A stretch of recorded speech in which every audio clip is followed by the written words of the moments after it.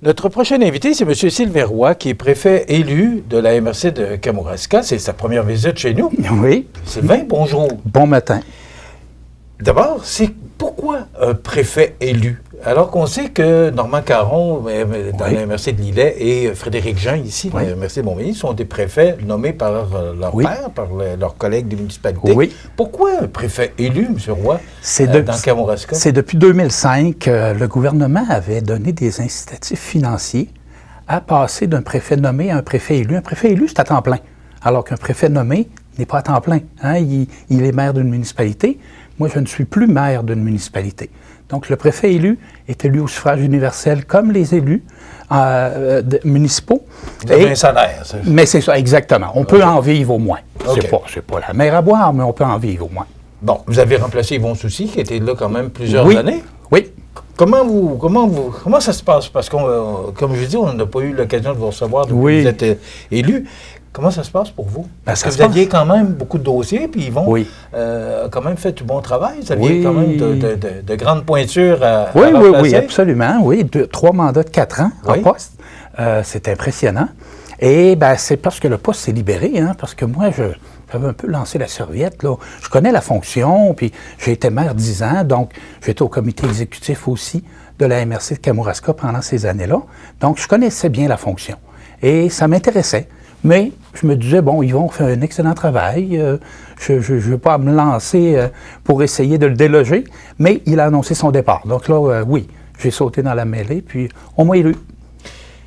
Est-ce qu'il y a une différence à être élu par la population par rapport à un préfet qui est nommé par ses pairs? Parce que les décisions que vous prenez, est-ce que vous avez pleine liberté de pouvoir faire ce que vous voulez, je le mets entre guillemets, non. Au niveau des décisions, ou encore vous devez toujours faire approuver tout ce que vous voulez, vos projets devant la gouvernance? La gouvernance, c'est la même à ce chapitre. Toujours. À tous les mois, les 17 maires et moi, le préfet élu, sommes à déterminer, à prendre des décisions.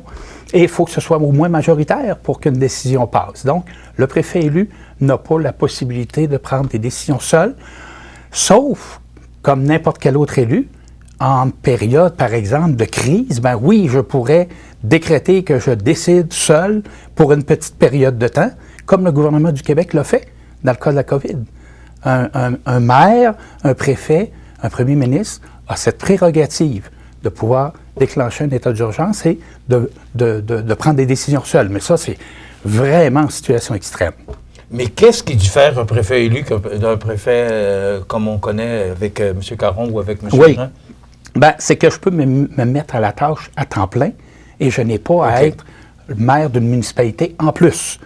C'est quand même très prenant. Hein? Parce qu'à chaque fois qu'on parle de M. Roy, on dit toujours préfet élu. Vous comprenez maintenant pourquoi la différence entre... Exact. On est 17 sur 87 MRC à être préfet élu. M. Roy, si vous êtes ici aujourd'hui, on va faire le tour de la question parce qu'on en parle beaucoup, l'histoire de la piscine du Cégep. Et ça fait beaucoup parler, cette histoire-là. Absolument. Bon, il y a une fermeture depuis mai 2023. Mme Marie-Claude Deschaines a annoncé la fermeture temporaire, du moins c'était son vœu pieux de la fermer temporairement parce qu'elle n'était pas sécuritaire. Exactement. Depuis mai 2023, la piscine est fermée. Récemment, le député de Côte-du-Sud annonçait 20 millions pour 7 projets dans le cadre du projet PAFIR-SPA. Mais la piscine n'était pas au rendez-vous, n'était pas dans les 7 projets. Et ça n'a pas passé très bien pour les gens de la Pocatière, ou du moins de la MRC de Kamouraska. On sait que la piscine, il n'y a pas de piscine entre Montmagny et Rivière-du-Loup si celle de la Pocatière ne fonctionne pas. Exactement. Pourquoi on a attendu, M. Roy, que Mme Deschaines annonce la fermeture au mois de mai 2023? Pourquoi là, on dit, comment ça? Qu'est-ce qui s'est passé? Il y a un bout que j'ai de la difficulté à comprendre. Il y a beaucoup de monde qui a de la difficulté à comprendre, puis c'est tout à fait normal. C'est que, selon notre député, tout allait bien. Cette piscine-là ne devait pas fermer. Les sommes demandées, 11,8 millions au total, dont il manque 5,2 millions en ce moment, c'était canné. Moi, le député me disait que c'était réglé, qu'il n'y avait pas d'enjeu pour la piscine de la Pocatière et que ça allait se faire. Le rapport de la vérificatrice générale le cite aussi, son dernier rapport, que dans le dossier de la piscine du cégep de la Pocatière, ça passait, il n'y a pas de problème. Et elle n'a jamais dit qu'il fallait faire une levée de fonds. Ça, Mathieu a sorti ça de son chapeau. Je lui rappellerai que le 100 millions de la médecine vétérinaire qui est parti à Rimouski, ils n'ont pas fait de levée de fonds pour ça. Ils ont eu 100 millions, puis tant mieux pour eux. On l'a perdu, j'en suis désolé, mais c'est pas vrai qu'il y a de la levée de fonds à faire là-dessus. Et quand il me dit dans un communiqué qu'il faut ramasser 25 %, c'est faux. C'est pas vrai. Ça a sorti hier en entrevue seulement, mais c'est dans la mission de base du gouvernement de prendre soin de son parc immobilier. Oui, mais M. Roy, pourquoi on a entendu que Mme Deschaines déclare en mai 2023 qu'on devait fermer? Pourquoi les gens ont attendu aussi longtemps? Ben, ils n'ont pas attendu. C'est en juillet. Ça fait pas 10 ans que vous êtes là. Oui, 3 ans, mais c'est parce que Mme Deschaines du Cégep a reçu la lettre décisive en juillet, là, début juillet, là, cette année. C'est là qu'elle a su que ça ne marchait plus. Jusqu'à date, tout allait bien. Donc, c'est ça que je veux que le député nous explique. Comment ça, que tout d'un coup, ça ne marche plus? On nous a sorti un argument qu'il n'y avait plus d'argent et qu'on a de la misère avec ça, plus d'argent, là. Le gouvernement du Québec a quand même un budget de 150 milliards. C'est des sous. Pour le PAFIRSPA, là? Ouais. Non, pour le budget global de la province, c'est 150 milliards. Et la vérificatrice générale a dit, elle aussi, dans son dernier rapport, que dans les 5 dernières années, l'état des cégeps au Québec est passé de 26 % à 63 % dans le statut de mauvais à très mauvais état. J'invente rien, c'est la vérificatrice générale qui dit ça. Donc, la nouvelle s'est su en juillet 2024 que là, ça ne marchait plus. Avant ça, tout allait bien. Et là, il y a une mobilisation citoyenne. Oui. On a reçu le maire de la Pocatière avant les vacances qui disait, et je lui ai posé la question à savoir s'il y a un plan B. Est-ce que vous avez un plan B? Parce que là, ce que M. Vincent Bérubé me disait, c'est que là, on va s'asseoir, mais on n'a plus le temps de s'asseoir. Il faut se lever. Oui, il faut se... c'est parce que le cégep... C'est quoi votre... Avez-vous, M. Roy, un plan B? Non, il n'y a pas de plan B. Il y a un plan A qui est que le gouvernement doit prendre soin de ses infrastructures. C'est pour ça qu'on paye des taxes et impôts si élevés. Il doit prendre soin de son parc immobilier qui est commun à nous tous. C'est dans ses missions de base, santé, éducation. Comment se fait-il qu'il essaie de se désengager de ça? C'est incompréhensible. Puis ça, c'est pas nouveau là, dans le monde municipal. On voit régulièrement des gouvernements du Québec essayer de pelleter dans la cour des municipalités des responsabilités. De plus en plus, d'ailleurs. De plus en plus, puis ça en est un méchant bel exemple. Ça ne peut pas fonctionner comme ça. Sinon, qu'on arrête de payer des impôts. Si on doit prendre soin de nos infrastructures en plus, ça n'a pas de sens.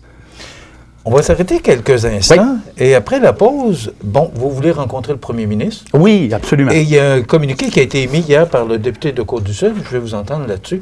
On va s'arrêter quelques instants pour la chronique La Pouponnière, puis on revient avec notre invité, M. Sylvain Roy, qui est préfet élu de la MRC de Kamouraska, dans le dossier de la piscine du cégep de la Pocatière. Vous avez demandé, la piscine du cégep de la Pocatière, c'est important de le mentionner. M. Roy, vous avez demandé de pouvoir avoir une rencontre avec le premier ministre François Legault. C'est pas rien? C'est pas rien. Oui. Non. Quand on Est-ce que vous pensez obtenir cette rencontre-là?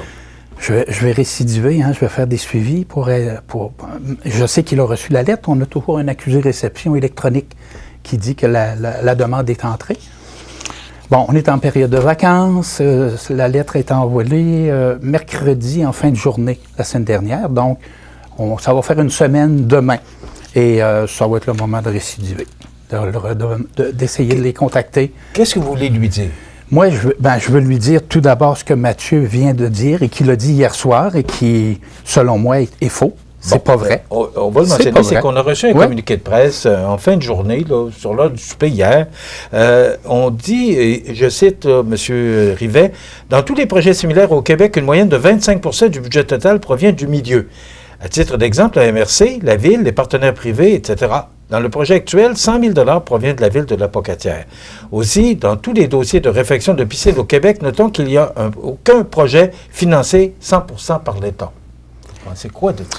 Et c'est Mathieu Rivet, le député de Côte-du-Sud. Je pense que notre député mélange deux choses. Il faut faire une distinction entre un bâtiment gouvernemental et un bâtiment socio-communautaire, par exemple, comme votre beau centre communautaire que vous allez avoir. C'est pas dans un bâtiment gouvernemental. Oui, là, on peut faire de la levée de fonds, puis ça, je comprends bien, mais il faut qu'il fasse la distinction entre les obligations de l'État et un équipement qu'une communauté veut se doter. C'est pas la même chose. C'est pas du tout la même chose. Et ce qui me chicote dans l'affirmation de Mathieu hier, de son 25 % qui sort d'un chapeau, là. J'ai jamais entendu ça en 13 ans de politique, moi. Si c'est vrai, et il va devoir me le prouver, ça voudrait peut-être dire qu'il nous a menti depuis le tout début. Parce que moi, je suis allé aux informations hier soir. J'attends le retour pour savoir si les personnes en question, dans tout le projet de la piscine, étaient au courant de ce 25 %-là.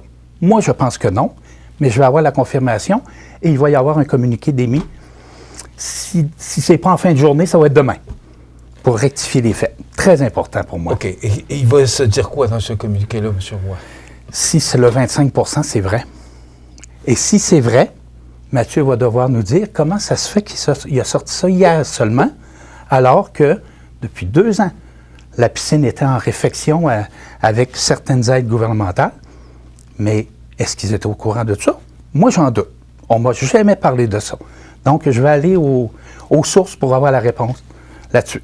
Bon, le projet total, le coût du projet, oui, c'est 11,2 millions. 11,8, je crois, oui, 11,8. Bon.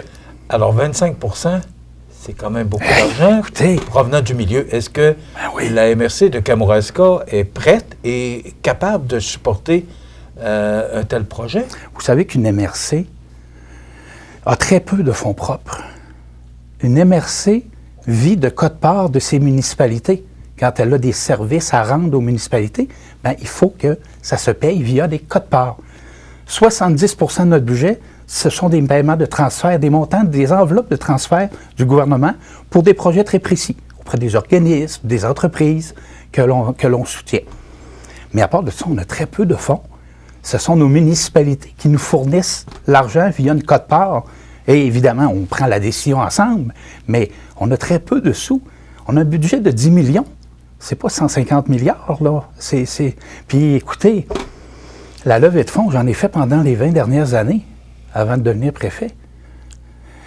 J'étais directeur général de Centraide, qui couvrait mon territoire. C'était le KRTB plus Montmagny-Lillet. Ça m'a pris 20 ans, avec une armée de bénévoles, pour ramasser 11,6 millions. Ça vous donne une idée? On ne fait pas de miracle avec la levée de fonds. Puis Centraide, on travaillait avec une image de marque très forte. Et c'est quand même juste 11,6 millions que j'ai pu ramasser en 20 ans de levée de fonds. Dans 6 MRC, comment pensez-vous qu'on ramasserait des millions uniquement au Kamouraska en 1 an? Jamais de la vie. Jamais de la vie. Puis de toute façon, c'est un subterfuge. On n'a pas à faire ça avec un bâtiment gouvernemental. Est-ce qu'on doit comprendre que si on doit amasser 25 %, oui, que là, ça fragilise le projet? Bien, écoutez... Ça veut dire que la piscine va rester fermée. Oui, puis aussi longtemps que ça attend, plus les coûts augmentent. On connaît la chanson, hein?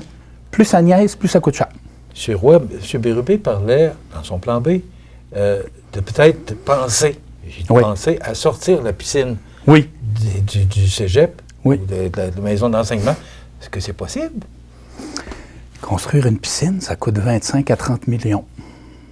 Minimum. Je ne peux pas vous répondre comment on pourrait faire ça.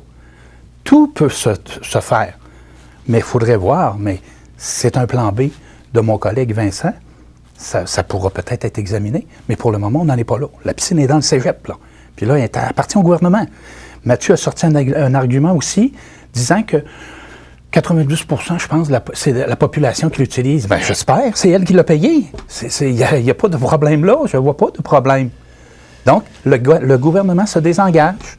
Et c'est ça qui est très déplaisant. Très déplaisant. Il nous reste à peu près 60 secondes. Oui. Vous allez mettre un communiqué aujourd'hui. Vous allez parler avec aussitôt que j'ai le retour d'information, absolument. Oui. Vous allez mettre un communiqué. C'est quoi la suite de tout ça? Si vous n'avez pas de rencontre avec le premier ministre, c'est quoi le... Ben, je ne peux pas présumer. Je suis un éternel optimiste. Donc, on va travailler en fonction de pouvoir le rencontrer. Mon député sera le bienvenu, bien sûr. Je sais un petit peu comment que ça fonctionne. Le député doit être là. Mais c'est pas grave. On ne se déteste pas. Moi puis Mathieu, là, ça fait 27 ans qu'on se connaît. Donc, c'est pas un problème. Mais au niveau de ce dossier-là, on ne s'entend pas du tout.